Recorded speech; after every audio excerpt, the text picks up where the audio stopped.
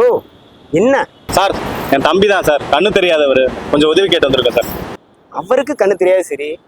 நீ என்ன பண்ற அவரு கூட? சார் நான் அவருக்கு உதவி பண்றேன் சார். தனியா அவரால் போய் உதவி கேட்க முடியாது. உங்களுக்கு கை கால்லாம் எனக்கு நல்லா தான் சார். என்ன நல்லா இருக்கு? உனக்கு எல்லாம் நல்லா தானே இருக்கு. நீ உழைச்சி இவரை காப்பாத்தலாம்ல.